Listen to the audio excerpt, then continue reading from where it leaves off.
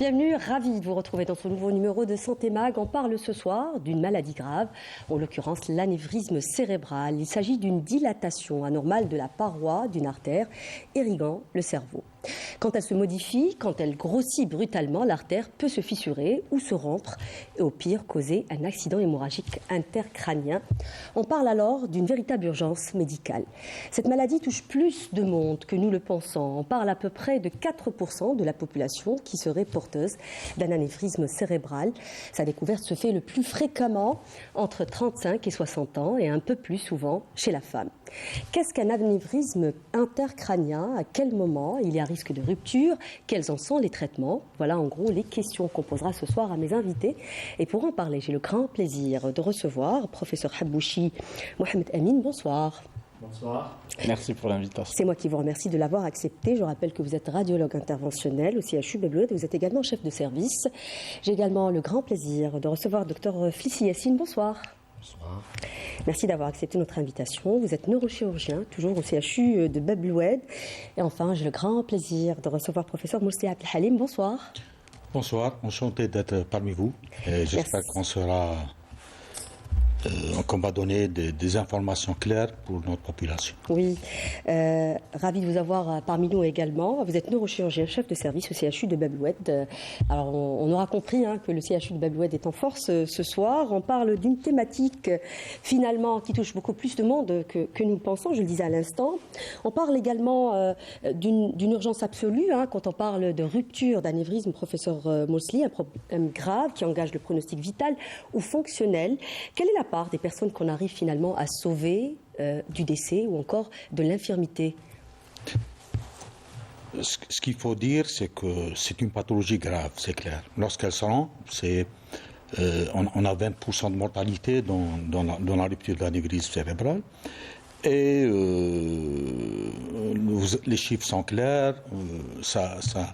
Il y a une prévalence de 4 patients, 4% dans la population générale, donc c'est des données dans les pays qui sont développés. Dans notre pays, c'est le même, je crois que on est dans la même prévalence. La problématique, c'est que 3 à 8 pour 100 000 habitants ont une rupture grave.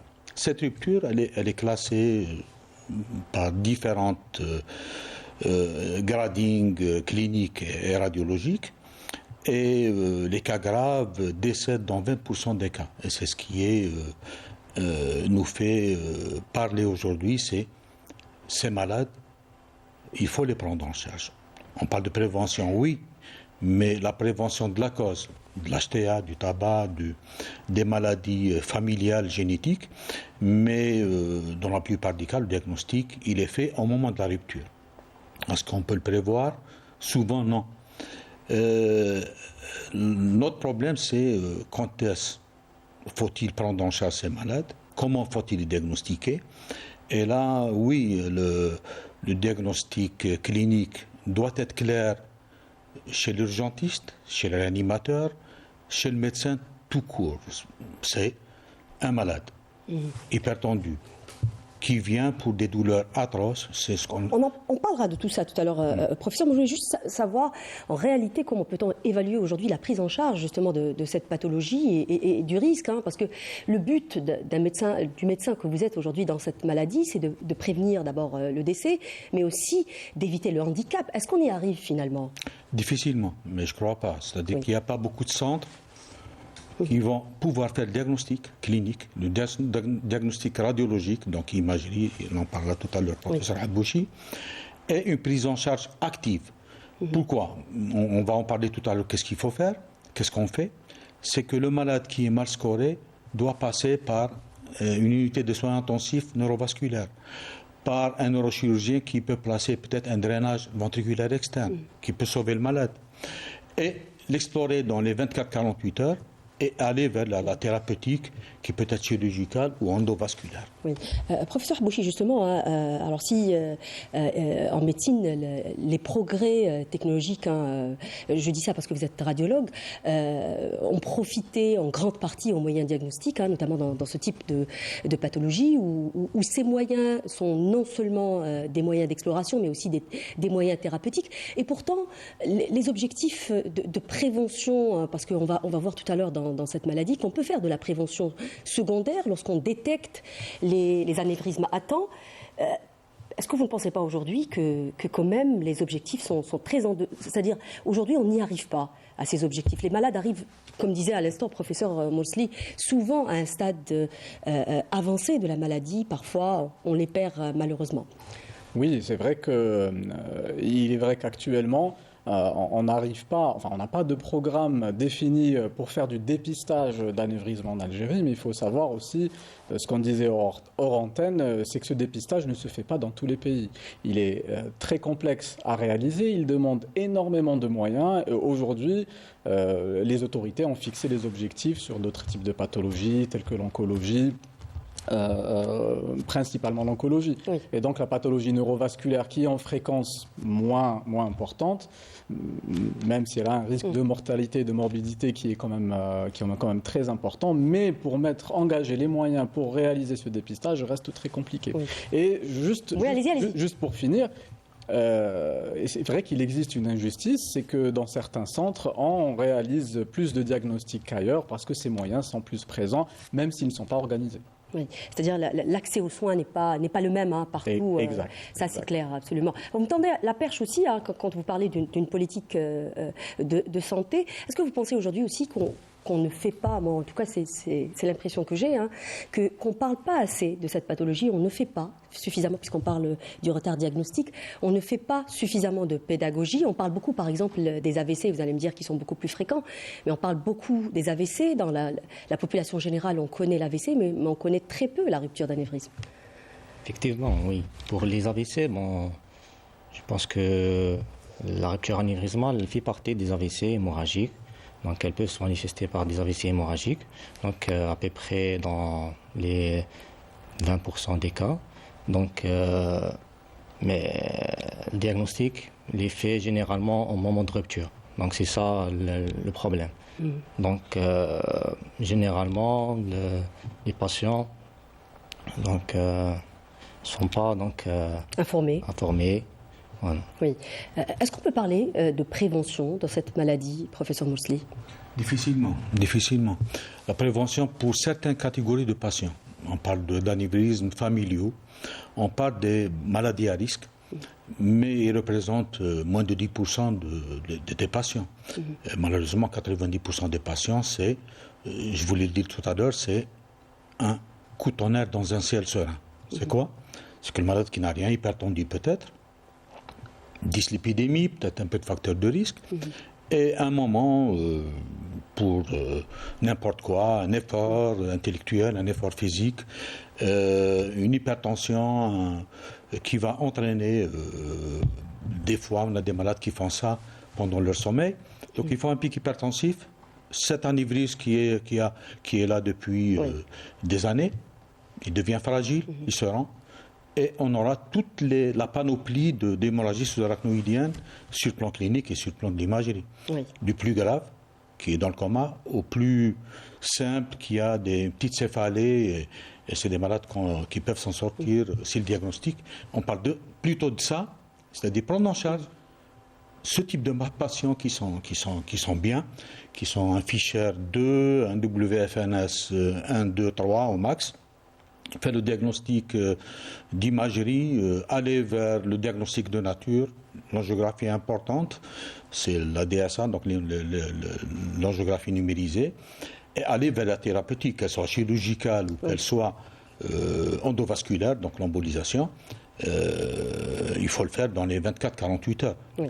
Parce que, là, il faut que je le dise, c'est que dans 40% des cas, dans les 10 jours qui suivent la rupture, il peut avoir une rupture. Et la rupture dans les 10 jours qui suivent une rupture d'anévrisme est fatale. On va revenir sur tout ça. Hein. Vous êtes pressé, professeur Moussi. Non, pas du tout. Vous nous avez tout dit. On va voir justement tout ça de plus près, hein, dans un reportage qui a été tourné justement dans votre service. On va voir de plus près comment se fait justement concrètement la prise en charge d'un anévrisme. Ça se passe au CHU de Bab-el-Oued. Le reportage est signé Yanis Saïd Belkacem. Regardez. Au sein du service de neurologie du CHU de Bab-el-Oued, nous avons rencontré 3 patients qui partagent un même mal, l'anévrisme. Je me souviens brièvement de la consultation à l'hôpital, la polyclinique. Après, je me souviens de rien après. Jusqu'à ce que, une fois, je suis revenue pour un contrôle chez M. Morsi. Il m'a dit, voilà, vous avez un anévrisme. Vous étiez dans le coma un mois. Pour Nawel, la découverte a été un choc, mais elle n'est pas la seule à avoir vécu cette épreuve. نقول انا بالك من عينيا راسي وجعني من عينيا ومن بعد دي فوا نحس شغل دي تروك في راسي شغل هكذا نكون هكذا الونجي حنرقد. جات وحدها كنت قاعد كي دخلت الكوزينه حسيت هنا شغل خباط دب من بعد لو طولي خرج داوني خاوتي الرويبه ما جاتش خبر يعني. Autant de symptômes, mais qu'est-ce qu'un anévrisme exactement et quels sont les facteurs déclencheurs? Des failles qui se présentent au niveau de ces artères. Et ces failles-là vont entraîner, vu la circulation continue du sang au niveau de ces artères, le gonflement au niveau d'une partie de cette artère. Et cette excroissance, donc comme un petit ballon, s'appelle anévrisme cérébral. Amincissement de la paroi avec une pression à l'intérieur va entraîner une rupture, c'est ce qu'on appelle une rupture anévrismale. Il y a une cause pour cette rupture, c'est le tabagisme qui est un facteur de risque important de la genèse et de l'expansion de l'anévrisme. Un anévrisme qui est existant, une hypertension artérielle grave, va entraîner donc une hyperpression au niveau du sac et qui peut expliquer une rupture et la provoquer et l'aggraver par la suite. Quant au traitement, il dépend de plusieurs facteurs. Les options incluent des interventions chirurgicales et des techniques moins invasives. Les malades qui ne sont pas dans un coma dépassé où on ne peut rien faire, qui représentent moins de 1% de la situation, donc c'est des malades où on va aller vers une prise en charge thérapeutique. La chirurgie, c'est une chirurgie complexe sur un cerveau contu. Donc c'est un cerveau qui a pris un coup. Donc c'est un cerveau qui est en réaction, qui est en œdème, qui a gonflé. Donc c'est pour ça que cette chirurgie, dans le cas de l'urgence, elle est un peu délicate. Mais elle va permettre 2 choses. Elle va permettre d'évacuer un hématome s'il existe, donc c'est décompressif, et surtout, aller chercher cet anévrisme, le mettre en évidence, le clipper.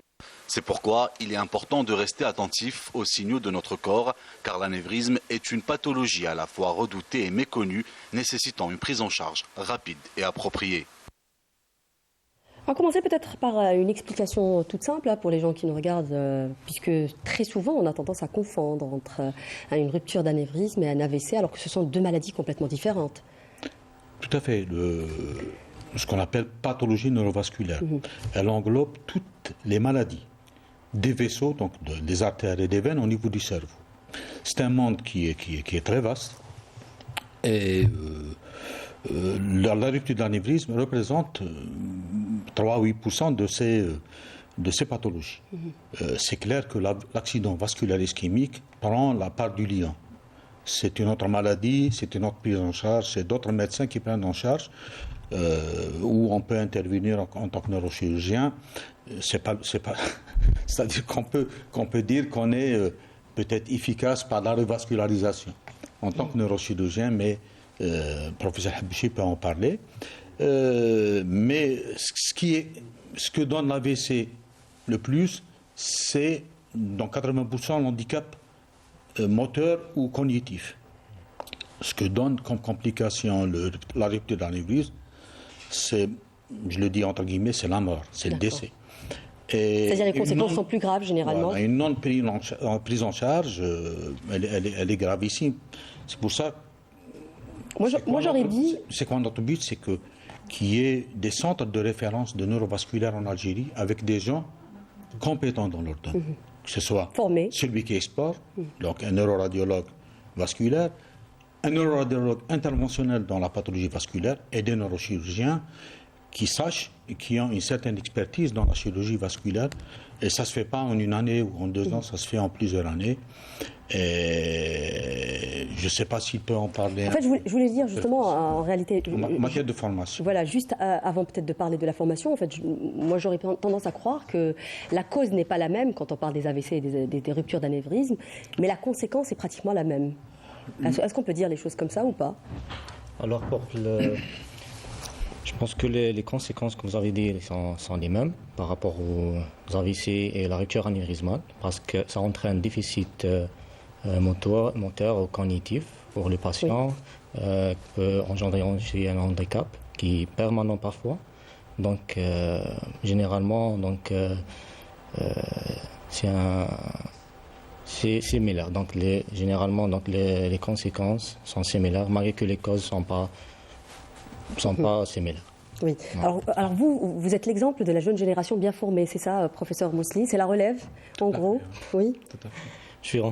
Oui, je pense que le professeur Mously a vraiment tenu à avoir un jeune, c'est ce que vous m'avez expliqué sur ce plateau, justement, c'est pour dire qu'aujourd'hui, il y a une jeunesse qui se forme et qui est intéressée justement par la prise en charge de ce type de maladie qui peut être très complexe à prendre en charge, n'est-ce pas? Oui. Donc la formation, elle prend des années pour ces pathologies. Je suis au cours de formation avec le professeur Mously. Voilà. Alors, les anévrismes, on parle ce soir particulièrement de l'anévrisme intercrânien, mais finalement, l'anévrisme, il peut se situer dans différentes parties du corps, n'est-ce pas? Pour revenir un petit peu sur votre question d'avant de différencier l'anévrisme de l'ischémie, pour parler simple, l'AVC, tous les deux sur ces deux AVC, il y en a un qui est ischémique et l'autre qui est hémorragique. Un accident vasculaire cérébral ischémique et un accident vasculaire cérébral hémorragique. L'ischémique, c'est une artère qui est obstruée, qui est bouchée. L'hémorragique, c'est une artère où il y a une fuite, une fuite de sang. Une rupture, absolument. Le cerveau étant un système avec une irrigation particulière, le fait qu'une artère soit obstruée, nous avons des signes cliniques qui sont rapidement là. Donc le patient, tout de suite, il a un déficit, tout de suite, il n'est pas bien. C'est un signe d'alarme. Un patient qui perd rapidement l'utilisation de son bras, de sa main, qui n'arrive pas à marcher, qui n'arrive plus à parler... où on voit une paralysie faciale, c'est un signe qui doit nous faire alerter. Réagir. Mais c'est vrai que l'hémorragie peut donner ces signes-là, mais en règle générale, l'hémorragie, c'est une céphalée, c'est une douleur au niveau du cerveau, c'est une migraine, on va dire, une d'apparition brutale. C'est quelqu'un qui est bien, qui fait une activité normale et d'un coup, il a très très mal à la tête. Donc c'est deux choses, ce ne sont pas les mêmes causes, ça peut donner les mêmes signes, mais même pas souvent. Donc, effectivement, les anévrismes, ça peut survenir un petit peu partout dans le corps. Ceux du cerveau sont particuliers parce que leur physiopathologie, c'est-à-dire d'où ils viennent, n'est pas la même que le reste du corps. On a vu tout à l'heure une image d'un anévrisme de l'aorte abdominale qui est dû le plus souvent à un vieillissement de l'artère, aux pathologies athéromateuses. C'est des patients qui sont diabétiques, hypertendus, tabagiques, une dyslipidémie et qui vont avoir une faiblesse d'une artère par vieillissement. L'anévrisme, ce n'est pas un vieillissement. L'anévrisme, c'est une hernie, c'est une faiblesse qui arrive à un moment. On ne comprend pas trop physiopathologiquement pourquoi ça arrive chez certains patients, pas d'autres, chez une ethnie plus. Quand on parle de l'âge, par exemple, quand même, c'est un facteur qu'on trouve dans. Exact. On le trouve exceptionnellement chez l'enfant. Pratiquement pas du tout chez le fœtus.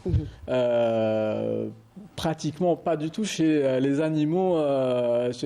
Quand on fait des tests chez les animaux, ça n'existe pas. Ça existe un petit peu chez le singe et ça existe énormément chez l'être humain. Donc vraiment,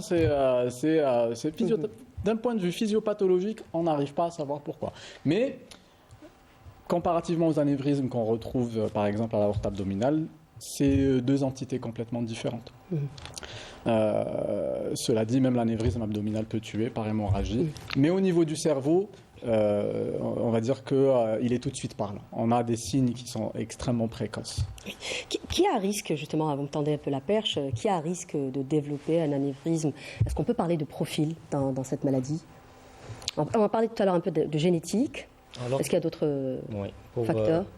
Pour les facteurs de risque, c'est les facteurs de risque cardiovasculaires classiques. On a le stress, l'hypertension artérielle et le tabagisme. Donc le tabagisme actif fait partie des facteurs de risque de formation et de rupture anévrismale. Ouais, la C'est-à-dire, perception aussi.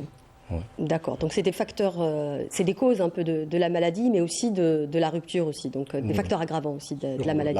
Est-ce qu'il y en a d'autres, professeur Mosley? On parle aussi, par exemple, alors vous avez parlé tout à l'heure du cholestérol, on parle également, alors bien sûr, des personnes qui font des traumatismes crâniens, ça aussi c'est un facteur. On parle également de certaines maladies.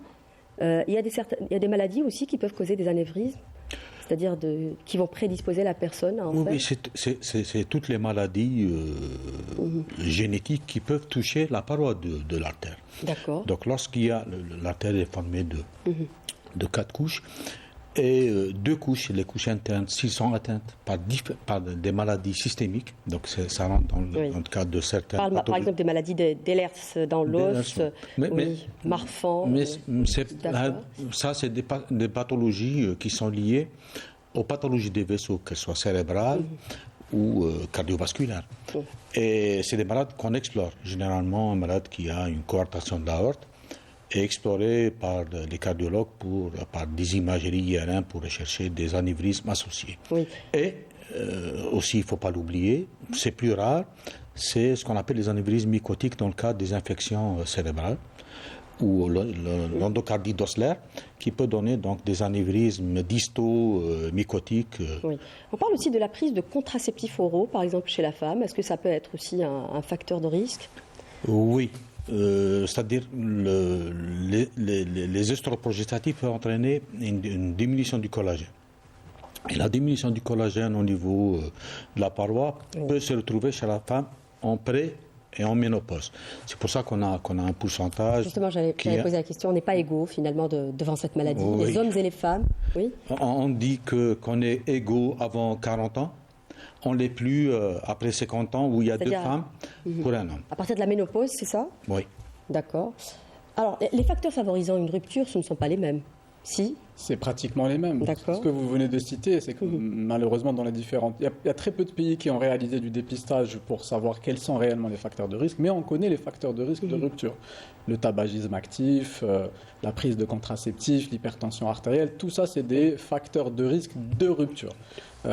Après, les maladies telles que les maladies du tissu élastique, les Ehlers-Danlos, les kystoses rénales, ça, ce sont des maladies où on sait qu'il va y avoir des anévrismes. Mais pour les facteurs de risque de rupture, oui, ceux-ci sont très bien codifiés. Alors vous, par exemple, en tant que radiologue, vous pouvez parler par exemple de la taille aussi, parce que ça aussi, quand on ne fait pas de dépistage, mais quand on est en plein diagnostic, la taille de l'anévrisme aussi peut être un repère ou voilà, un indicateur. Selon les différentes études, effectivement, on se rend compte que la taille de l'anévrisme, plus elle est importante, plus le risque d'hémorragie est présent. Mais malheureusement, même un anévrisme de moins de 2 mm peut saigner. Même si sa fréquence est moindre, mais il peut saigner. Ça ne veut pas dire que lorsqu'on a un anévrisme de 2 ou 3 mm, on va lui dire bon, c'est bon, vous pouvez aller chez vous. Selon les différents facteurs de risque qu'on vient de citer, prise de progestatif, HTA, ceci, cela, on peut proposer un traitement aux patients, même pour les petits anévrismes. On ne va pas attendre jusqu'à ce qu'ils sortent. D'accord. Mais effectivement, oui, c'est vrai, selon plusieurs études, un anévrisme de plus de 6-7 mm est plus à se rompre que d'autres. Oui. Alors, on a parlé brièvement des symptômes. C'est une maladie pas très parlante. Est-ce qu'on peut vivre toute sa vie avec un anévrisme sans s'en rendre compte? Oui, c'est possible. Oui, c'est possible parce que généralement, le diagnostic se fait au moment de la rupture. Donc surtout ici en Algérie, donc on a un problème de diagnostic. Donc généralement, il y a des patients qui vivent avec son anévrisme toute sa vie. Il y a des patients où on fait le diagnostic au moment de la rupture. Ouais. Les gens se plaignent de quoi généralement quand ils viennent vous voir, professeur? Ou alors, ils viennent jamais quand ils sont bien, ils viennent généralement quand il y a déjà une rupture? Il y a 3 types de malades. Il y a des malades qui viennent dans le cadre de l'urgence. Ils ne viennent pas vous voir. C'est les parents qui la ramènent au niveau du pavillon des urgences. C'est le gros des malades. C'est à peu près 80 à 90% des patients qui viennent avec des signes de rupture. On en a parlé tout à l'heure, céphalée, douleur occipitale, des fois des troubles à conscience, des fois un déficit. Des fois une hémiplégie aussi. Oui, des crises d'épilepsie. Donc tout ça, c'est des signes d'appel. Un bourdonnement, une sensation de mal-être. Des troubles oculaires aussi, comme disait la dame tout à l'heure, elle disait qu'elle voyait trouble, non? Oui, Dans certains cas, dans certains types d'anévrisme, oui, les troubles visuels sont en première intention et c'est pour des types particuliers d'anévrisme. Et donc tout ça, il y a une panoplie qui est très large. Donc ce type de malades, il faut les explorer. Examen clinique, il y a une raideur méningée comme pour la méningite, et le scanner qui va retrouver, ou l'IRM maintenant qui est en première intention faite dans certains hôpitaux, donc qui va donner le diagnostic d'hémorragie sous-arachnoïdienne, qui dans 80% des cas est causée par une rupture d'anévrisme. Donc chez ces malades-là, il faut être rapide. Rapide pourquoi? Un malade qui a une hémorragie qui est importante, qui est dans le coma, généralement on place un drainage externe, c'est-à-dire qu'on va mettre un petit cathéter en silicone. On va en parler tout à l'heure dans les traitements, si vous permettez, professeur Morsli. Alors j'ai envie de revenir un peu sur les symptômes, si ça ne vous dérange pas, parce que à mon avis c'est très important pour les gens qui nous regardent. Alors on a parlé des maux de tête, enfin, professeur Morsli on a parlé, mais on parle souvent de ce piège du mal de tête isolé. Alors beaucoup de personnes qui ont un mal de tête qui peut persister plusieurs jours, parfois avant la survenue de l'anévrisme, et qui n'y prêtent pas forcément attention parce qu'on a tendance à banaliser. Qu'est-ce qu'un mal de tête finalement ?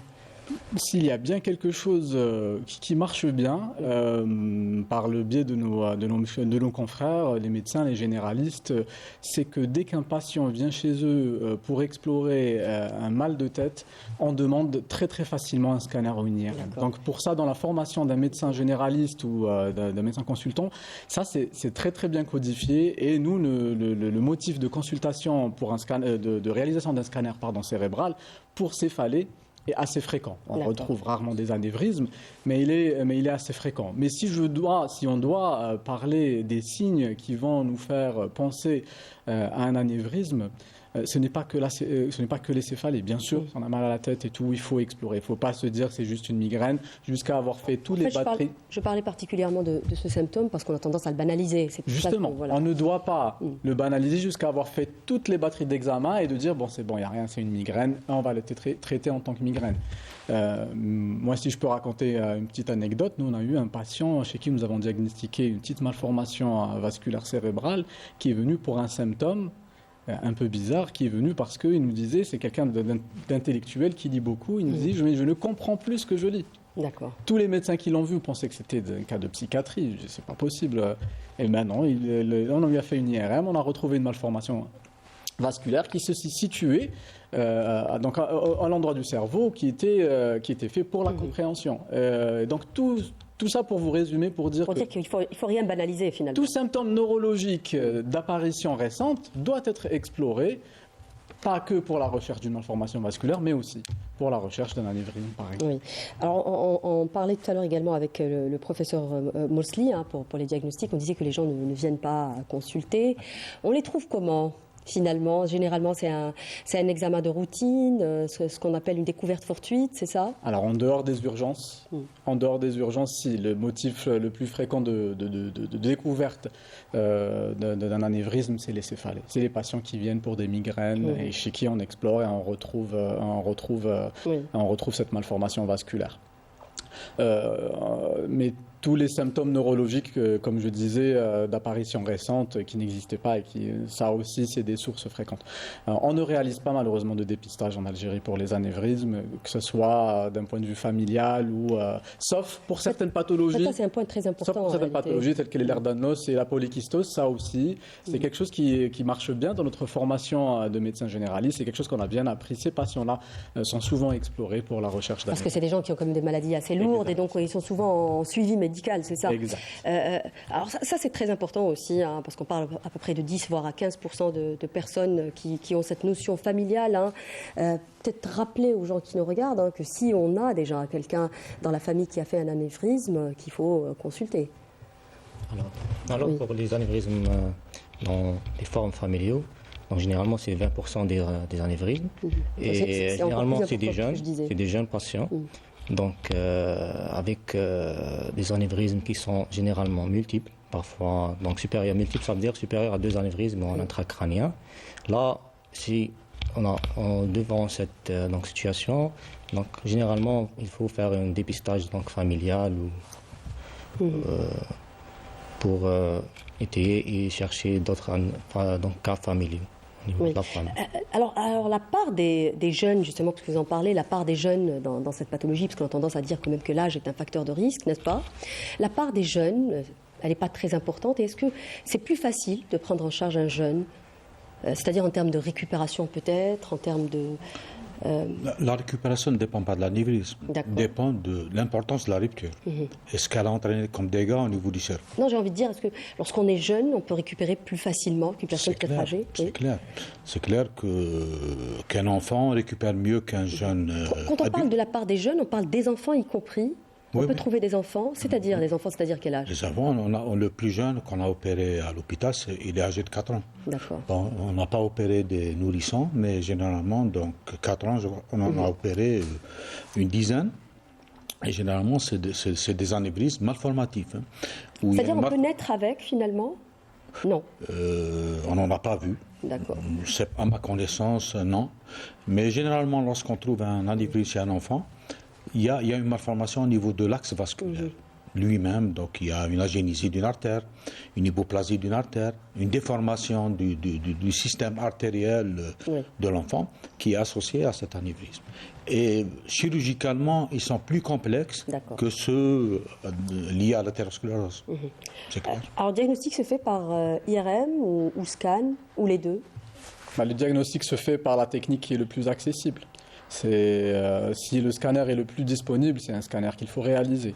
Il est clair que l'IRM, c'est pas qu'elle est plus sensible, elle a exactement la même sensibilité que le scanner pour le diagnostic d'un anévrisme, mais elle est moins irradiante. Donc si on doit explorer des sujets jeunes, chez qui on va réaliser d'autres types d'examens, idéalement, on préfère une IRM. Mais d'un point de vue sensibilité diagnostique, c'est exactement la même.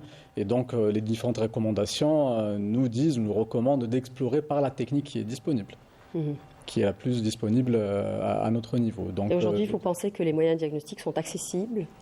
On l'a dit aussi hors antenne. L'État a mis énormément de moyens pour équiper les différents centres au niveau du pays en scanner et en IRM. On a un des chiffres les plus élevés d'installation d'IRM public-privé en Afrique du Nord. Mais ça reste quand même assez disparate d'un milieu urbain vers un milieu rural. C'est pas la même chose.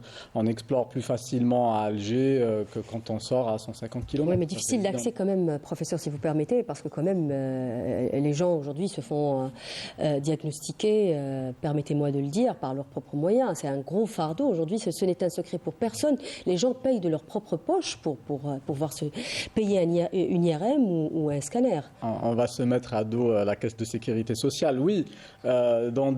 Il y a différents modèles. Il y a différents modèles. Il y a des pays où la médecine n'est pas gratuite, où le patient paye. Aux États-Unis, vous pouvez avoir un niveau médical. En Algérie aussi, les gens payent quelque chose comme 30% quand même des soins. Aux États-Unis, ça peut aller jusqu'à 100%. Je vous dis, c'est des modèles qui sont tout à fait différents. Vous avez des assurances. Il y a des gens qui ne sont pas pris en charge par la sécurité sociale. Nous, on se compare énormément à la France, où la caisse de sécurité sociale paye pratiquement 80% de l'ensemble des explorations.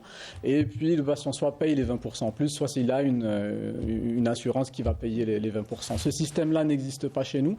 Est-ce qu'on doit adapter ce système-là ? Je ne sais pas, mais il faut trouver effectivement une solution. Si on veut aller vers une généralisation des soins, si on veut aller vers une justice, on va dire, de soins qui soit égale un petit peu partout, effectivement, peut-être qu'il faut aller vers cela. Mais là, on est quand même loin de l'équité en termes d'accès de soins.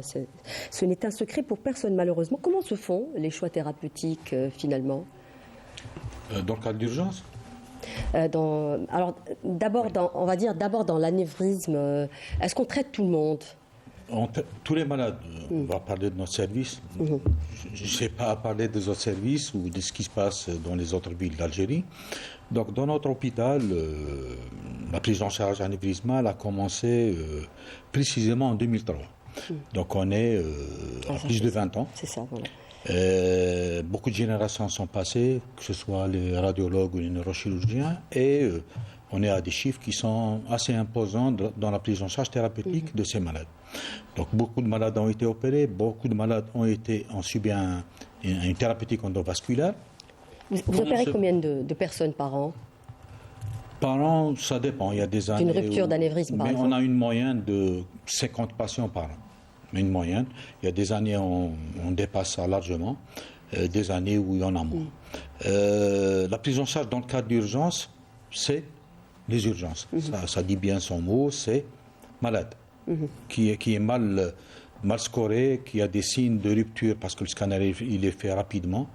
C'est la prise en charge en soins intensifs avec un drainage ventriculaire externe. Oui.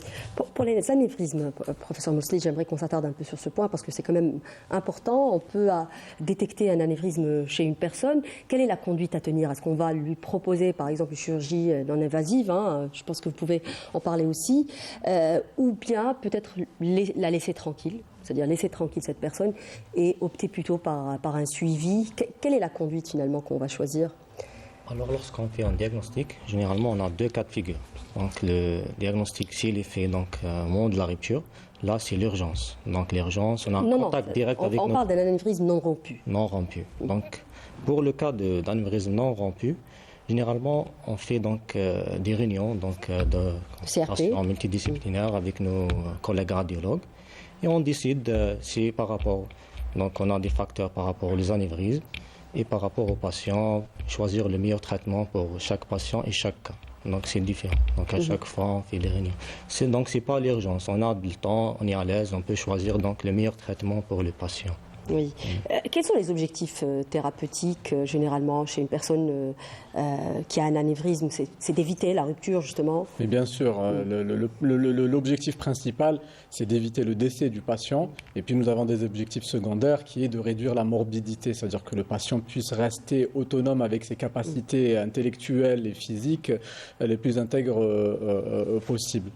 Pour revenir un petit peu sur votre question des options thérapeutiques, nous avons une réunion multidisciplinaire où on discute entre nous. Mais il faut savoir qu'il existe quelques centres en Europe ou au Japon qui traitent tous les anévrismes. Après, il n'y a pas de conduite consensuelle. On ne sait pas exactement qui on doit traiter, qui on ne doit pas traiter. C'est au cas par cas. C'est au cas par cas. On va donner un exemple. Une jeune femme qui est en âge de procréer, qui a un anévrisme, qui prend des contraceptifs, on ne va pas lui dire, madame... on va attendre la grossesse pour que votre anévrisme se rende pour qu'on va vous traiter. C'est clair que celle-ci, on va la traiter. Un patient qui a 84 ans, qui a un anévrisme de 3 mm, qui est multitaré, on va peut-être lui proposer une option endovasculaire, on ne va pas lui proposer une chirurgie parce que la chirurgie a plus à risque de morbidité, de mortalité, vous savez. Donc c'est toujours au cas par cas, même si ce n'est pas consensuel. Nous avons par exemple des tables où on va pouvoir calculer le risque des différents patients, mais encore une fois, ce ne sont pas des règles qui sont strictes, c'est différent d'un centre à un autre. Non, mais c'était important en fait de le dire dans le sens où est-ce qu'on arrive finalement aussi à repérer ces gens-là et à leur éviter justement la rupture. C'est-à-dire le fait de les repérer, il ne faut pas les perdre de vue. C'est dans ce sens. C'est-à-dire une fois qu'on a trouvé une personne qui a un anévrisme, il faut la traiter. Ce qui est sûr, c'est qu'une fois qu'on a trouvé un anévrisme, on est obligé de discuter le cas. Et de discuter avec le patient, lui expliquer les risques de laisser cet anévrisme seul. Les patients, généralement, sont pour l'intervention ou pas? Parce qu'aujourd'hui, disons-le aussi, qu'en médecine, on est plutôt pour le patient proactif qui a son mot à dire. Alors, est-ce que le patient, aujourd'hui, peut refuser une intervention? On va dire, non, moi, je préfère qu'on me surveille de loin. Vous avez différents types de patients. La grosse majorité des patients... On a tendance à avoir peur. Ouais, la grosse majorité des patients vont vous dire, docteur, je vous fais confiance, vous allez me conseiller de ce qu'il y a de mieux à faire. Pour les anévrismes, je pense que la question ne se pose pas trop. Nous, on va un petit peu inciter aux patients de se traiter, sauf s'il a énormément de pathologies associées, où on sait que le risque de traiter l'anévrisme ou de traiter cette malformation est plus risqué que de le laisser avec sa vie naturelle. Mais globalement, la plupart des patients, lorsqu'on leur explique correctement, ils sont d'accord pour se faire traiter. Oui. On va faire quoi lorsqu'on a un anévrisme non rompu? Un stent? Ce qu'on a vu tout à l'heure dans le reportage, c'était quoi au juste? On avait vu une technique où on pose le stent pour éviter la rupture. On fait quoi aujourd'hui? Qu'est-ce qu'on a comme choix thérapeutique?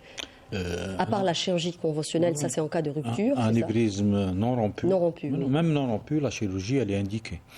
Elle est indiquée Et le choix est donné au patient. Lorsqu'on a le choix entre la chirurgie et le traitement endovasculaire, la logique veut que les deux spécialistes dans le domaine du neurovasculaire discutent avec le patient et le patient décide quelle est la meilleure attitude et en expliquant les résultats et les risques liés aux différentes techniques.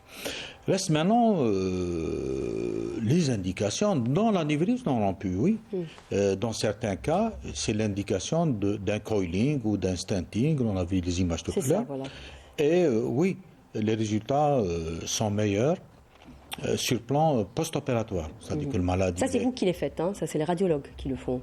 Oui, c'est le radiologue. Oui. Pour le poste de coiling et de stenting, en Algérie, c'est le radiologue qui le fait. Il y a des pays où c'est des neurochirurgiens, mais qui ont une formation de neuroradiologie interventionnelle. En Europe, globalement, c'est les radiologues. En Algérie, c'est les radiologues qui le font. Et puis, dans les complexes, les complexes non rompus. Les complexes non rompus, on a une chirurgie très lourde qui s'appelle la revascularisation.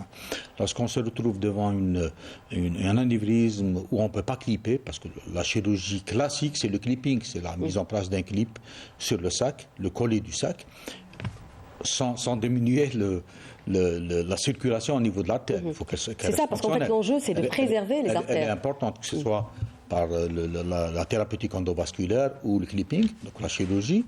Donc, dans certains cas complexes où ni la chirurgie classique ne peut intervenir, ni l'endovasculaire ne peut intervenir, donc on va vers l'exclusion de cette partie où il y a l'anévrisme complexe et on fait une revascularisation par des vaisseaux externes. C'est généralement l'artère temporale superficielle qu'on va brancher sur une artère au niveau du cerveau qui est la sylvienne ou une de ses branches, et on va exclure l'anévrisme là où il y a un risque. Et là, c'est une thérapeutique qu'on fait aussi à l'hôpital de Bab el-Oued. Et elle est en haut de la prise en charge thérapeutique. Vous avez une liste d'attente très importante, je suppose, professeur. Pardon ? Vous avez une liste d'attente énorme, j'imagine. On n'a pas beaucoup de centres, finalement, qui font tout ça. Je n'ai pas terminé tout à l'heure le type de patient qu'on reçoit. Oui. Donc, il est d'accord, professeur Habouchi. Donc, il y a l'urgence. C'est 80% des patients. Il y a des malades qui viennent parce qu'ils sont explorés pour d'autres maladies. Il y en a. Et vous découvrez des anévrismes. Et c'est les cardiologues généralement qui nous les envoient. Et il y a les malades qui sont explorés dans les autres services, qui ont saigné il y a une année, il y a 6 mois, il y a 2 mois. Et on récupère tous ces malades au niveau de nos consultations. Et c'est des malades qui passent par le RCP, donc la réunion de concertation périodique, pour décider, avec le consentement du patient, de faire une chirurgie, de faire une thérapeutique endovasculaire. Oui, on a combien de centres qui font ce type d'intervention en Algérie? On va se faire des ennemis. Non, mais est-ce qu'on a aussi, parce qu'aujourd'hui, il y a aussi le privé, est-ce qu'on a aussi des centres privés, par exemple, qui font ça? Ça aussi, ça peut être une solution thérapeutique. Je parle d'aujourd'hui. Actuellement, il y a 2 gros centres qui font de la neuroradiologie interventionnelle. Et puis, vous avez en chirurgie classique, peut-être 3 ou 4 sur toute l'Algérie. Je parle sous la surveillance du professeur Morsti, qui est plus au courant que moi. Pour l'endovasculaire, on sait globalement, en tout cas, que ça reste très insuffisant. C'est effectivement très insuffisant. Nous devons, si on doit être logique, on doit avoir un centre de référent en pathologie neurovasculaire, au moins un par grande région. Donc au moins un peut-être par wilaya, ou dans les wilayas qui ne sont pas très importantes, au moins sa wilaya qui est limitrophe. Non, entre 2 centres ou 4 ou 5 en chirurgie, ça reste extrêmement insuffisant. C'est compliqué, c'est un problème de moyens ou un problème d'organisation, professeur? Il est multifactoriel. Le premier problème, il en a parlé tout à l'heure, M. Habouchi, c'est un problème humain. Est-ce qu'on a formé assez de médecins spécialisés en pathologie neurovasculaire, que ce soit des neurologues interventionnels ou neurovasculaires, je le dis bien, que ce soit des neurochirurgiens? Et la courbe d'apprentissage, pour cette pathologie, elle est très longue. Oui. Quand on dit est-ce qu'on a formé, est-ce que c'est les gens qui ne sont pas, je veux dire les jeunes qui ne sont pas intéressés par ce type de spécialité? C'est plutôt ça. Oui, c'est ce que vous entendez. C'est une pathologie et une chirurgie qui est astreignante, qui prend beaucoup de temps, et parce qu'il n'y a pas que la chirurgie ou les heures que le chirurgien prenne pour opérer un malade.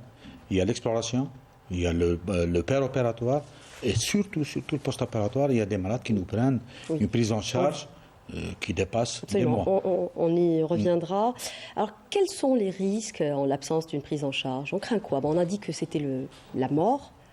Sinon, qu'est-ce qu'on risque si on ne traite pas un anévrisme, si on ne le détecte pas? Alors le premier risque le plus important, c'est la rupture. La rupture, c'est pas un événement qui est simple, qui est anodin. Elle peut engendrer donc la mort donc, du patient. Donc c'est ça la première et la plus importante conséquence de la rupture. Alors, on a parlé des différentes approches thérapeutiques. Est-ce qu'on peut rappeler quels sont les risques et les avantages de chaque technique? Alors, il y a aujourd'hui l'embolisation, vous avez parlé aussi du clipping, et vous avez parlé d'une troisième technique également, c'est ça? C'est ce qu'on appelle en anglais le bypass. Donc c'est la revascularisation. Oui. En fait, on a un portfolio qui est très large, un portefeuille qui est très large pour pouvoir traiter ces anévrismes. Il y a la chirurgie classique. Alors, voilà, la chirurgie Le professeur Mosley en parlait tout à l'heure, et le bypass. Et il y a la technique qui paraît plus séduisante parce que, voilà, il n'y a pas de cicatrice. Ce qu'on appelle l'embolisation, c'est ça? Ce qu'on appelle l'embolisation, qui se fait par cathétérisme. Pour la petite histoire, l'Algérie, durant les années 60 et 70 était à la pointe du cathétérisme. Les gens venaient d'ailleurs pour apprendre à cathétériser les artères en Algérie. Puis on a perdu un petit peu cette habitude-là par fainéantise parce que le radiologue préfère interpréter derrière un scan une IRM que de réaliser lui-même un geste qui est invasif, un peu risqué pour le patient. Aujourd'hui, en technique, ce qu'on appelle endovasculaire, par cathétérisme, c'est-à-dire à l'aide d'un petit tuyau qu'on place dans une artère, aller venir déposer soit un coil, c'est des spires métalliques qu'on vient déposer à l'intérieur du sac de l'anévrisme pour l'exclure de manière définitive. On peut utiliser des techniques combinées, c'est-à-dire mettre un ballon pour protéger notre anévrisme et mettre à l'intérieur le coil. On peut, au lieu de mettre le ballon, mettre un stent pour protéger. Puis actuellement, il y a les deux techniques qui sont une qui est très valide, qui est très bien validée, ce qu'on appelle le stent à diversion de flux. C'est pas un stent qui est protégé, mais qui est taillé de manière tellement fine qu'il ne laisse plus le sang passer à travers. Donc on met un stent pour exclure l'anévrisme. C'est une technique qui est très séduisante, ça marche très bien, mais elle est un peu plus difficile à organiser en urgence que le coiling parce que le patient doit lui donner un traitement anti-agrégant plaquettaire qui lui-même peut engendrer une hémorragie. Non, et puis il faut que ce soit une personne très bien formée. En dehors de ça, c'est ça, parce qu'on risque de combler toute l'artère, par exemple. Dans tous les cas, la personne doit être très bien formée avant de pouvoir agir. D'où la difficulté de pouvoir généraliser ce type de traitement dans le territoire. C'est qu'aujourd'hui, vous avez très peu de personnes qui font, très peu de personnes qui sont motivées, former assez de personnes pour qu'ils aient la capacité de le faire. Ça reste... Pour revenir aux avantages, parce qu'il ne nous reste pas beaucoup de temps. Oui. Alors les avantages, c'est mini-invasif. C'est mini-invasif, c'est que... On récupère plus vite. Grossièrement, je vais vous le dire, c'est qu'un anévrisme pédiculé, on va dire simple à réaliser, en endovasculaire, ça nous prend entre endormir et réveiller le patient 2 heures, 1h30. En chirurgie, ça peut aller jusqu'à 8 heures, 10 heures. Mais il y a des situations où moi, je dis au professeur Mosley, celui-là, il est proche de la paroi, je préfère qu'il soit traité. On pratique combien d'embolisations par an à Bablouette? Une quarantaine aussi. Oui, donc c'est à peu près vous êtes au même niveau. Alors, l'après-chirurgie, docteur Flissi, est-ce qu'on est le même ou est-ce qu'on doit faire attention pour un patient, par exemple, opéré après d'une rupture d'anévrisme, quelle hygiène de vie? Alors, parmi les avantages de la chirurgie aussi, si on exclut cet anévrisme d'une façon totale, donc le risque de rupture après, il est presque nul. Donc, si on suit les patients dans 10 ans, donc le patient il est guéri. D'accord. Voilà.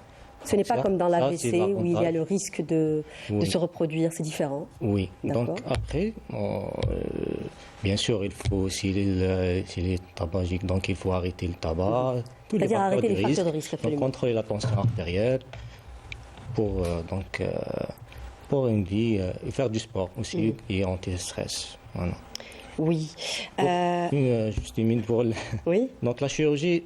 Elle paraît un peu invasive aussi parce qu'il y a une ouverture de la boîte crânienne. Absolument. Mais là, Donc dernièrement, on fait des incisions qui sont mini-invasives. On fait des incisions de 10 cm. Parfois, il y a des anévrismes Ils sont très peu visibles. Oui, hein, oui. Même pour la chirurgie. Donc le temps de la chirurgie, entre 3 à 4 heures. Alors qu'avant, c'était Oui. Avant, c'était combien? C'était à 6 heures, 8 heures, D'accord. parfois plus. D'accord.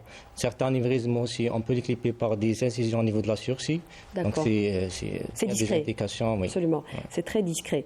Alors, est-ce qu'on est le même après une rupture d'anévrisme? Alors, en gros, vous en avez répondu, hein, il a dit que finalement, on est pratiquement guéri de sa pathologie, contrairement à, par exemple, aux AVC ischémiques. On est le même ou pas, professeur Mosley? On peut pratiquer des activités, on peut manger n'importe quoi, on peut ou pas? Comme il a si bien dit, c'est un anévrisme opéré sans séquelles, c'est un patient qui est guéri.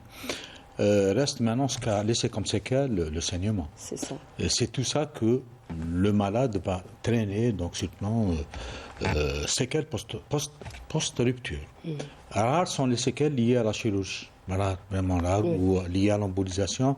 On a peu de complications liées au geste. Et c'est pour ça que le choix va dans le sens où la thérapeutique ne doit pas être délétère et aggraver le malade.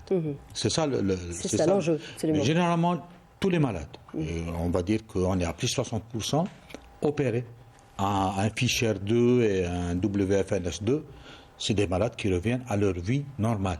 Oui. Alors, je vous pose un peu cette question parce que beaucoup de malades, même ceux qui ont des séquelles pas visibles ou très peu visibles, rapportent généralement, je veux dire ceux qui n'ont pas d'handicap par exemple, rapportent par exemple qu'ils ont des troubles de mémoire, qu'ils ont des petites séquelles post-opératoires. C'est pour ça que je pose un peu cette question, est-ce qu'on est les mêmes? Il y a certains anévrismes particuliers. On les appelle les anévrismes de la communicante antérieure. C'est une partie d'une artère qui communique entre les deux systèmes vasculaires droit et gauche. Et c'est les anévrismes, certaines parties de ces anévrismes sont situées dans la zone hypothalamique, donc sous l'hypothalamus. Et c'est des malades qu'on préfère les donner aux radiologues pour les emboliser. La chirurgie, la dissection, chez les malades rompus, peut aggraver le cognitif. Et on l'a vu ça chez des malades qui ont un niveau intellectuel élevé, et chez qui cette chirurgie peut entraîner quelques séquelles sur le plan cognitif. Oui. Il nous reste plus de temps, mais très brièvement, je donne le mot de fin pour les personnes aussi qui ont des séquelles, des petites paralysies ou des difficultés justement à parler. Est-ce que ceux-là peuvent récupérer avec une rééducation et une prise en charge multidisciplinaire? Ce qui reste encore très insuffisant chez nous. Tout à fait. Ce qui est vrai pour les autres pathologies, il est vrai aussi pour l'AVC hémorragique. Il n'y a pas que le neurochirurgien ou le neuroradiologue qui agit dans cette optique-là.